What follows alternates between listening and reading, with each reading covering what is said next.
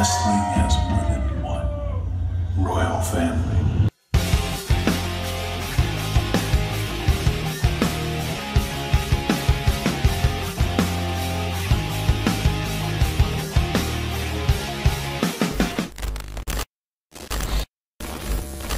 And I told you to be patient, and I told you to be fine, and I told you to be balanced, and I told you to be kind. My.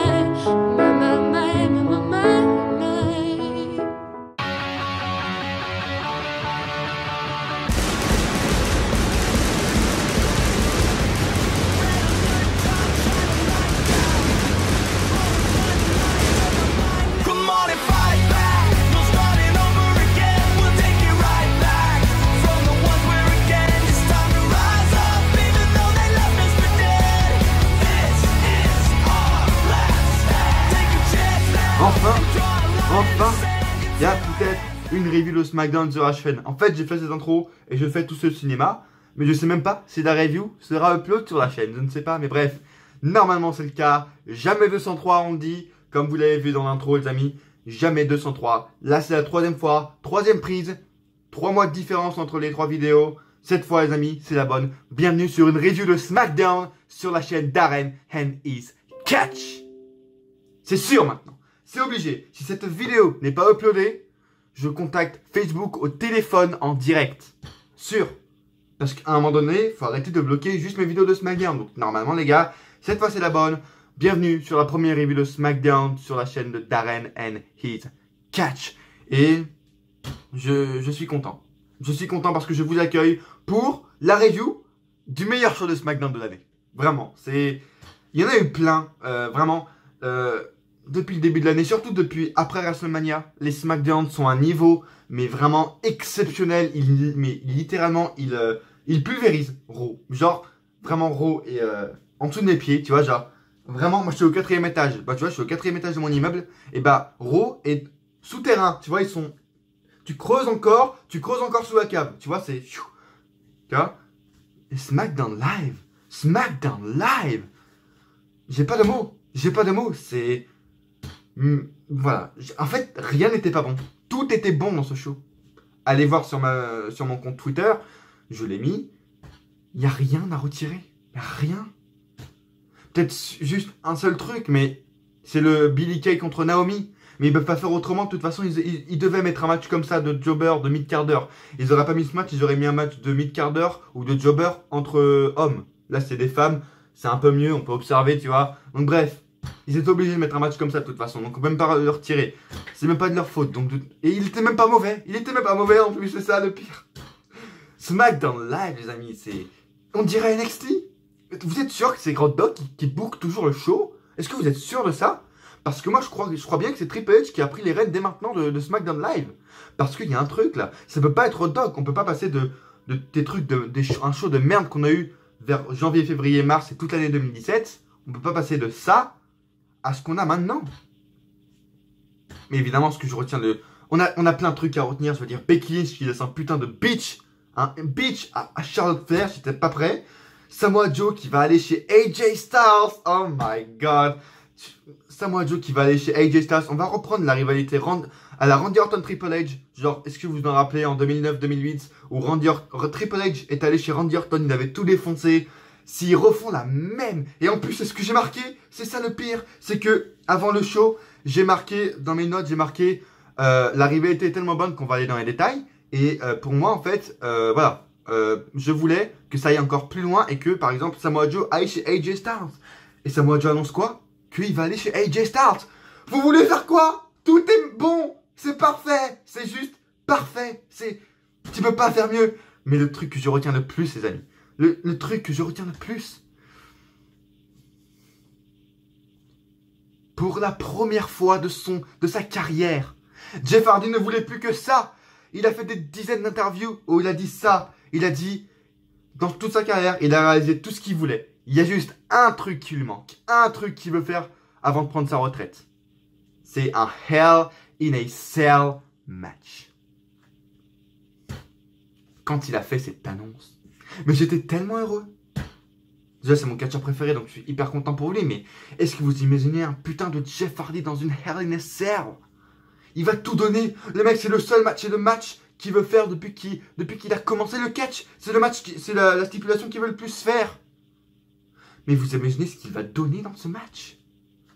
Face à Randy Orton, mais c'est ça le truc, la cerise sur le gâteau. Son premier Hell in a Cell match, c'est face à un de ses plus grands rivals de sa carrière, Randy Orton, dans une de ses meilleures rivalités.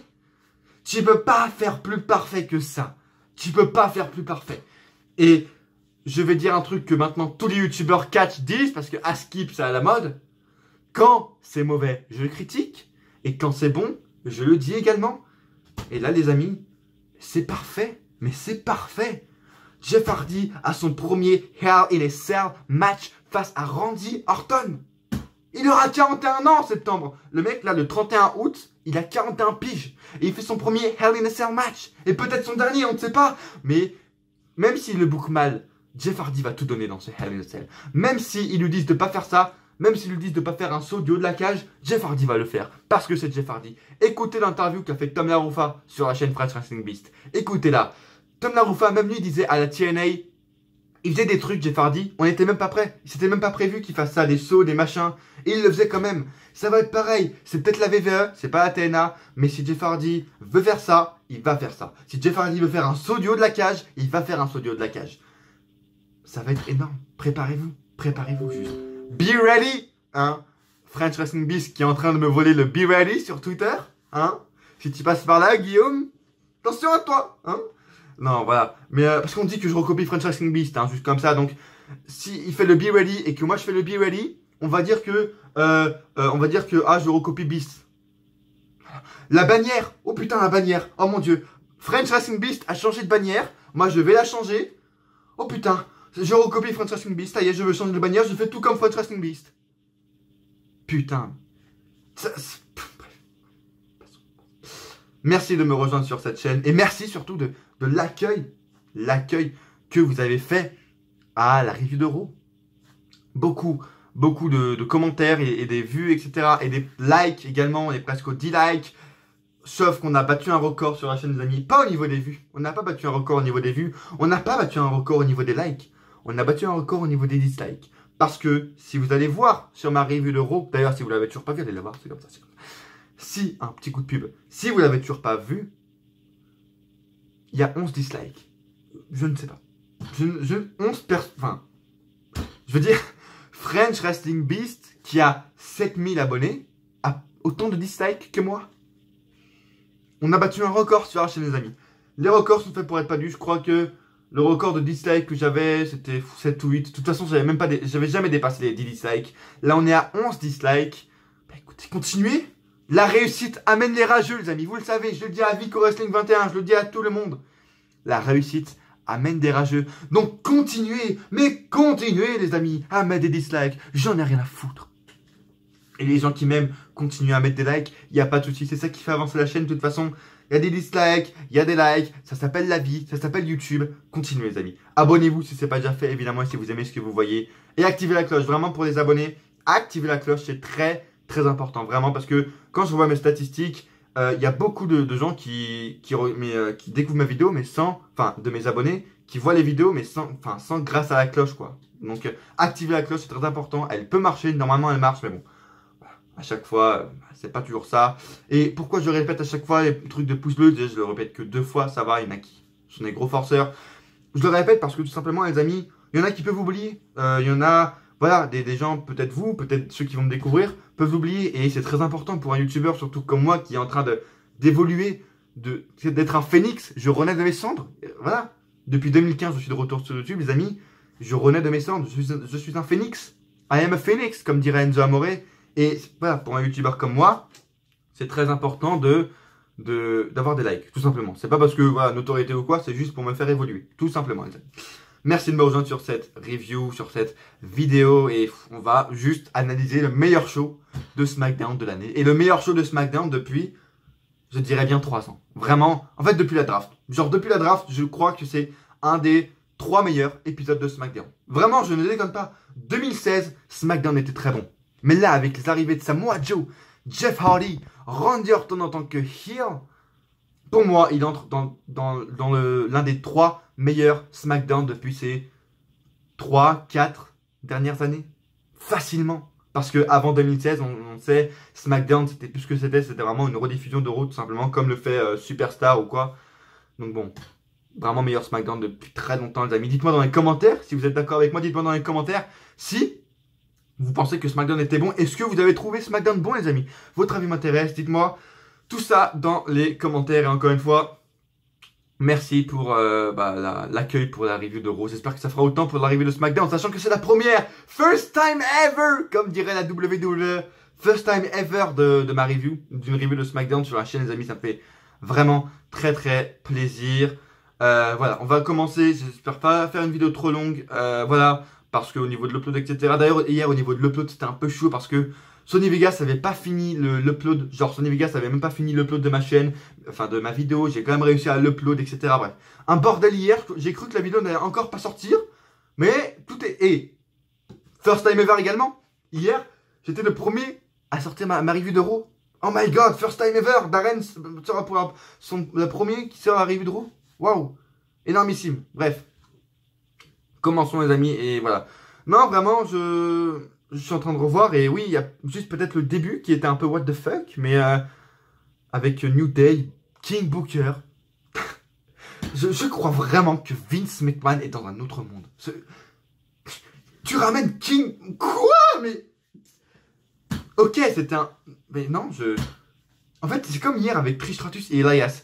Je vous l'ai pas dit, mais en fait, j'ai trouvé ce segment bon entre Trish Stratus et Elias parce que c'était. Enfin. C'était. Pas irrationnel, mais genre. Enfin, c'était incroyable, quoi. C'était pas réel. C'est invraisemblable, je veux dire. Trish Stratus et Elias sur le même ring. C'était juste. J'ai tellement. Parce que j'ai aimé, c'est parce que c'était tellement. Waouh! Improbable, c'est tellement improbable. Et c'est pareil pour là. King Booker qui arrive à SmackDown Live comme ça. Improbable. Et c'était assez kiffant. Même si voilà, j'ai jamais été un grand fan de Booker T. Mais c'est un mec qui se respecte, évidemment. Hall of Famer, etc. Et c'était assez drôle. Donc ouais, on va commencer tout de suite. Le show commence avec donc la célébration des New Day en tant que nouveau Tag Team Champions. Ils se vendent, etc. etc. Et au moment où Big E allait dire « Nous ne sommes pas 1 fois, 2 fois, 3 fois, 4 fois, mais 5 fois champion par équipe », au moment où il allait dire 5 fois, t'as King Booker qui arrive et tout simplement il fait sa petite célébration en mode King Booker et il les acclame parce que, pour ceux qui n'ont pas compris, King Booker a été 5 fois champion du monde, je sais plus quel titre, vraiment, WCW, World, Heavyweight, je sais plus, mais bref. Il a été 5 fois champion et donc justement c'est un peu la référence là-dedans et il les a accueillis dans le monde, dans le cercle très fermé des 5 fois champions du monde à la WWE, tout simplement. Et voilà, un segment assez sympa qui passe pour un début de show et ça voilà, un bon opener. On a eu ensuite de retour dans les coulisses, Paige, non, ça c'était après. D'abord on a eu le fameux match tournoi par équipe, le premier match de tournoi par équipe, il y en aura 2, 3 je crois. Voilà, donc The Bar contre The Club contre The Clowns qui ont fait leur retour, ouais. Primo et Epico existent toujours, les amis. Primo et Epico ne sont pas morts. Et donc évidemment, oh mon dieu, impressionnant, The Bar gagne. Vraiment c'est une critique que j'ai à faire sur ça. Il faut aller chercher les points négatifs, les amis. Là c'est tellement bon qu'il faut aller vraiment chercher la petite bête, tu vois. Je suis déçu en fait, parce que je sens, parce que l'autre, ensuite on a eu Paige qui a annoncé juste après le match dans les coulisses qu'on aura la semaine prochaine les Usos contre Sanity, contre Rusev Day pour le tour d'un tag team. Ensuite je pense que ce sera Rusev Day qui va gagner, on aura donc Rusev contre The Bar et je le sens qu'on aura encore une rivalité The Bar contre New Day les amis. On a eu ça pendant 2 ans à Raw et ils nous refourquent la même chose à SmackDown. Non, je veux dire, vous avez des putains de Sanity, vous avez The Club, vraiment, je suis un grand fan du Club. Dans mon mode univers, à SmackDown, j'ai fait un mode univers, je pense qu'il est carrément d'ailleurs, by the way, beaucoup mieux que Raw. Mon mode univers de Monday Night Raw est beaucoup mieux que le vrai Raw, vraiment. Et dans mon mode univers de SmackDown, le Club, tout simplement, est champion par équipe depuis genre 6 mois, parce que c'est les meilleurs dans mon mode univers. Et moi, ça me fait chier de voir The Club comme ça, jobber entre guillemets. et être face alors qu'ils auraient pu être la plus grande équipe. Vraiment, bon, bref, ça me fait chier. The Bar gagne et j'espère, je prie pour une victoire la semaine prochaine, enfin pour une défaite du coup de The Bar dans 2 semaines pour la qualification pour le match face au New Day, etc. Et bon, je le sens que The Bar va affronter New Day une énième fois. Et même si le match va être très bon, je veux dire, un peu comme pour le Rollins Ziggler Arrow, faites tourner les gars, changez, faites tourner quoi. Faites tourner vraiment, c'est barbant pour utiliser une ancienne expression. Et là, on va passer au meilleur segment, les amis. En fait, je voulais vous le traduire, mais j'ai la flemme, tout simplement, de vous le traduire. Et il faut l'écouter, les amis. C'est le segment de Jeff Hardy où il annonce tout simplement qu'il va affronter Randy Orton. Voilà. Je vous le montre. Pourquoi? Parce que il faut l'écouter et j'ai tout simplement la flemme de le traduire. C'est parti. Randy, you may think I'm some object of your affection, some stepping stone in your career, but you're wrong. When I put you through that table last week, I felt alive. I felt like the Jeff Hardy of old. I felt reborn. I felt rebroken by fate. D'ailleurs, le face paint de Jeff Hardy avec marqué RKO ici, c'est magnifique. Randy, I know you hear me. So why don't you get out here and let me finish what you started? The charismatic enigma, the high-flying Jeff Hardy is reborn. You have rediscovered yourself, Jeff. Congratulations. You are back on the top, back on that pedestal. When you look in the mirror, you finally know who you truly are. And I appreciate you for giving me the credit for all of that, Jeff. I really do. But the truth is, I'm not finished working on you yet. This version is the identity that I am going to take away. This version of Jeff Hardy is the career that I'm going to end. And I finally realized what I need to do to accomplish that, Jeff. And that's leave you a heap of broken bones in the middle of that ring. Now, wait a minute. Did you truly expect that I was going to get in the ring tonight on your terms, Jeff? Come on. I know you're not as dumb as all these Canadians. You're smarter than that. But I will leave you with this. You can call me what you want. Apex Predator, the Viper, even the Legend Killer. But the only thing you need to refer to me as is the 3 most destructive letters in sports entertainment. And that is R.K. No! Randy Orton, you're going to hell, and I'm coming with you inside hell in a cell! Et à la fin, Jeff Hardy qui prend la pose de Randy Orton, c'est juste magnifique. Speechless Randy Orton, the gauntlet has been thrown down by the charismatic enigma, Jeff Hardy and Randy Orton inside Hell in a Cell.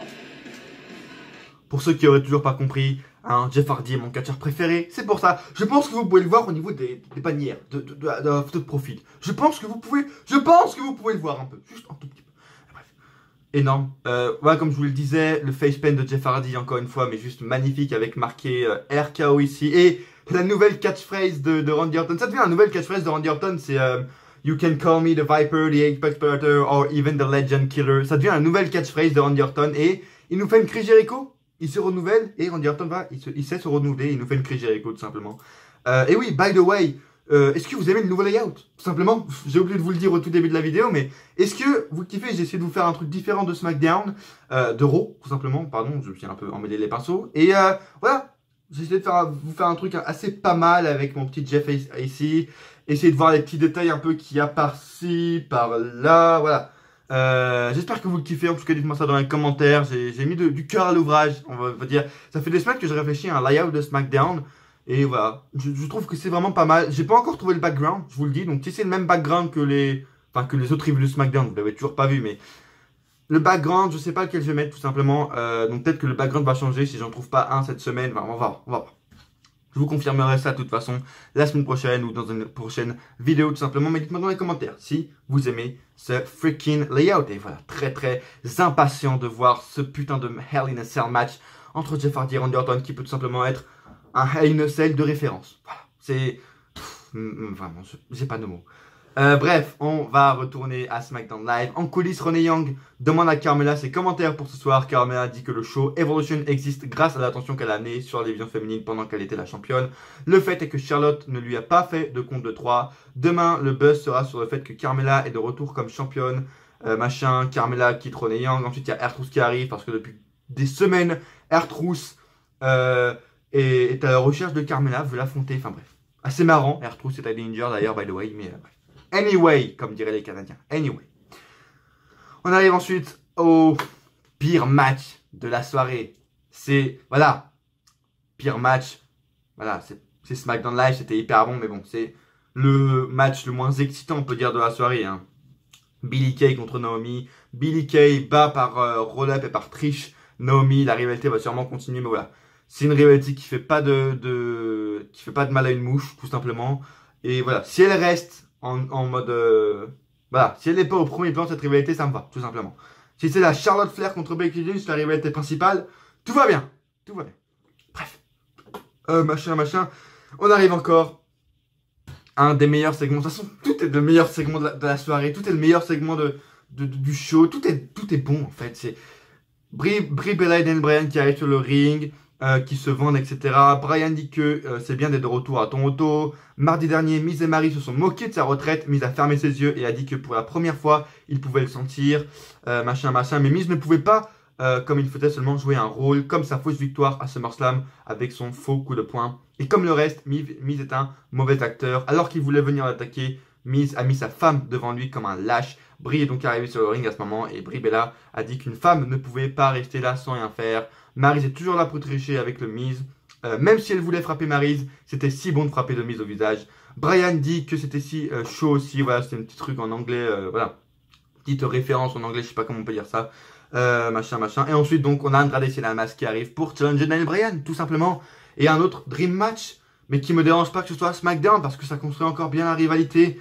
Daniel Bryan affronte le Miz et même si c'est un match, voilà, assez rapide parce que c'est un match typé weekly, voilà, c'est pas un match de pay-per-view, donc du coup c'était assez rapide, mais c'était très bon également. Cien Almas et Daniel Bryan ont fait un très bon boulot, c'était vraiment, oui, un très bon match. Et voilà, à la fin, on a Miz et Maryse qui interviennent pour, voilà, créer un guet-apens, une embûche à Bryan et Miz. Donc du coup, Andrade Cien Almas se fait disqualifier parce que le Miz intervient. Et voilà, ensuite, The Miz fait un yes lock sur The Miz et Maryse qui fait le French Kiss. Le retour du fameux French Kiss de Maryse. Quel plaisir de l'avoir recatché. J'ai envie de l'avoir recatché en fait. Le seul que je vois de ce match entre Bryan Miz et Brie Bella, Maryse, etc. c'est de voir recatcher Maryse. Parce qu'on l'a pas vu à WrestleMania 33 et j'ai hâte de l'avoir recatché, vraiment. Et voilà, le retour du French Kiss, très très... Voilà, j'adore. Maryse, marie-moi. Marie-toi avec moi, Maryse. Vraiment. Je t'aime. Bref. Déclaration d'amour pour Maryse Callis. Bref, ensuite, qu'est-ce qu'on a? Voilà, encore une fois, très bon segment, hein, Miz et Maryse, machin. On a eu ensuite, excuse-moi, je suis un peu perdu. Et à la fin, donc, on a Almas qui fait son hammerlock du DT sur D. Bryan, etc. Je pense pas qu'une rivalité Bryan-Almas va continuer. Je pense juste que c'était pour intensifier la rivalité entre Bryan et Miz. En coulisses, juste avant le match, le main event, on a Charlotte Flair qui est au commentaire de Renee Young. Charlotte Flair dit que Becky Lynch, voilà, elle croit mériter ce titre, mais qu'elle ne mérite pas. Pour le mériter, il faut le gagner, machin, etc. Elle se croit dans un jeu vidéo ou je sais plus quoi, machin. Elle ne va pas laisser quelqu'un lui enlever le mérite d'avoir travaillé fort afin de gagner. Becky Lynch veut la lumière et lorsqu'elle aura battu Carmella ce soir, elle va lui donner la lumière, tout simplement. Et on passe encore une fois ensuite à un des meilleurs segments. Je me répète, je sais, mais tout est tellement bon, les amis, je veux dire, putain. AJ arrive sur le ring, tac, il provoque Samoa Joe, et Samoa Joe ensuite apparaît sur le Titantron, et le mec appelle Wendy. Le mec appelle la femme de AJ Styles, et il lui dit tout simplement, qu'est-ce qu'il lui dit? Tac, tac, tac. Je crois qu'il lui dit Wendy, sois prêt parce que la semaine prochaine, viens, c'est toi, un truc comme ça. Une promo également, tout comme la promo de Jeff Hardy, Randy Orton et la promo la promo à la fin, machin. C'est une promo à écouter, vraiment, parce que Samoa Joe dit, il dit voilà, la semaine prochaine, ou je sais plus quand, il va venir chez AJ Styles, simplement. Et voilà, comme je vous l'ai dit, c'est incroyable. Tout est parfaitement booké. J'avais marqué avant le show, ce serait bien que AJ Joe, ça aille aussi loin que la rivalité Orton Triple H, qu'ils aillent dans leur maison, etc. Ça va le faire. Ils vont aller dans leur maison. Samoa Joe va aller chez AJ Styles. En tout cas, c'est ce que j'ai compris. Tac, tac, tac. Parce que je relis un peu. Hein. Wendy, il dit qu'il va envoyer AJ à la maison. Voilà, il va venir faire un tour chez AJ Styles. Putain. Mais que vous voulez de plus? Qu'est-ce que vous voulez de plus? Je pense que le Hell in a Cell, Hell in a Cell tout simplement, est inévitable entre les deux. Et réellement, en passant aussi, Hell in a Cell peut être le plus grand show de l'année. Vraiment, genre, avec Jeff Hardy Orton, Styles Samoa Joe, Charlotte Flair, Becky Lynch, New Day contre The Bar, même si la rivalité va pas être énormissime, le match va être énorme. Ça peut être le meilleur pay-per-view de l'année, et voire le meilleur pay-per-view depuis des années. Vraiment, est-ce que vous avez vu les Dream Match qu'il y a? Avec des stipulations en plus, parce que maintenant les stipulations sont tellement rares à la VE que quand il y en a, il faut être hypé les amis. Hein, au risque d'être déçu, mais il faut être hypé. Bref, très très hâte également de voir la suite. Et voilà, vraiment hâte de voir aussi leur match. Et d'ailleurs, on nous a annoncé un rematch déjà entre les deux au Super Showdown. Peu importe qui va gagner le titre à Hell in a Cell, il y aura un rematch 2 entre AJ et Samoa Joe au Super Showdown, le live event, hein, bien sûr. Ensuite, on a une pub comme quoi on confirme que Jeff Hardy va affronter Randy Orton dans un Hell in a Cell match. Et AJ Styles ensuite cherche Samoa Joe dans les coulisses mais il ne le trouve pas. Et on passe au main event. Charlotte Flair qui bat Carmella. Ce que je comprends pas en fait, c'est Carmella, pourquoi elle fait des meilleurs matchs quand elle n'est pas championne? Genre, Carmella sur un ring quand elle était championne, c'était genre, horrible. Elle faisait rien d'impressionnant. C'était une John Cena bis, genre. Et là, elle n'est pas championne. Elle nous fait des suicide dive, elle nous fait des Hurricane Rana. Pourquoi tu faisais pas ça quand tu étais championne? Pourquoi? Je ne comprends pas. Je ne comprends pas pourquoi. Là, Carmella, elle pouvait... Pourquoi? Je sais pas. Et c'était un très bon match. Carmella a fait le meilleur match de l'année. Enfin, elle a fait le meilleur match qu'elle a fait de l'année. Vraiment, c'est son meilleur match de l'année, tout simplement. Et je comprends pas pourquoi elle faisait pas des prises comme ça quand elle était championne. Ça aurait été beaucoup plus logique. Mais bref, Charlotte Flair gagne le match ensuite avec un Natural Selection suivi d'un Figure Haylock. D'ailleurs, Carmella, by the way, Carmella a tenu plus longtemps sur le Figure Haylock que Asuka à WrestleMania. Asuka a tenu 2 secondes, Carmella a presque tenu 30 secondes sur le Figure Haylock. Vraiment, c'est... Bref, Asuka, d'ailleurs... Où es-tu, Asuka? Je te cherche. Hein? T'es où? Je sais pas. Elle est pas là. Elle est où? Pas là, Asuka, elle est pas là. Et fin du show, fin du combat, Becky Lynch arrive et tout simplement, elle dit que je vais te reprendre le titre, sale pute. J'étais pas prêt. J'étais pas prêt. Et comme je vous le dis chaque semaine, Becky Balboa becomes Rocky Balboa. La meuf n'a aucun respect, elle a peur de rien. Elle l'a dit sur Twitter, Charlotte Flair, elle attaquait par derrière quand elle était heel. Becky Lynch, elle attaque par devant, tout simplement. Même si ce soir, elle l'a pas fait, mais bref. Voilà, elle dit, oui, bah c'est ça, elle a dit, je vais te prendre le titre, sale chienne, sale pute, tout simplement, traduis-le comme vous voulez, mais bref, je n'étais pas prêt. Je n'étais pas prêt. Becky Lynch devient la meilleure heel féminine de la WWE actuellement, et voilà, elle est à un niveau, mais elle est à un niveau. Voilà. Charlotte Flair est huée, Becky Lynch est over as fuck. Et elle le mérite, mais tellement. Et j'aurais aimé voir leur match à Becky Lynch contre Charlotte à Evolution. On va le voir à Hell in a Cell. Je sais pas s'ils vont le refaire à Evolution ou pas. J'aimerais bien. Vraiment, j'aimerais bien que la rivalité entre les deux continue. Parce qu'il y a matière, en fait. Il y a matière. Ils peuvent genre raconter leur histoire depuis 4-5 ans. Ils ont commencé à NXT, etc. Que Charlotte Flair lui a toujours volé la spotlight, etc. La spotlight, pardon. Et voilà, ils peuvent continuer jusqu'à fin octobre, jusqu'à Evolution, et ce sera vraiment très bien. Mais bon, on aura ce match à Hell in a Cell. Et voilà, c'était votre SmackDown, les amis. Et c'était très bon. J'ai hâte d'être la semaine prochaine. Je vais aller me regarder 205 Live. Si vous ne regardez pas encore 205 Live, mais qu'est-ce que vous attendez? Comme je vous le dis, si vous aimez NXT, vous allez adorer 205 Live parce que c'est booké par le même homme, par le même dieu qui est Triple H, tout simplement. Bref, merci de m'avoir suivi. Laissez un pouce bleu, très important les amis, si vous avez aimé la vidéo, abonnez-vous et laissez un commentaire. Qu'est-ce que vous avez pensé du show, les amis? Qu'est-ce que vous pensez du nouveau layout qui a ici? Je sais pas ce que j'aurais mis vers les côtés ou j'aurais placé ma caméra à droite, à gauche, au centre, je sais pas encore. Mais bref, dites-moi si vous aimez le layout, tout simplement. Merci de m'avoir suivi. Et à coup sûr, on se retrouve dans une prochaine vidéo. Ou pas.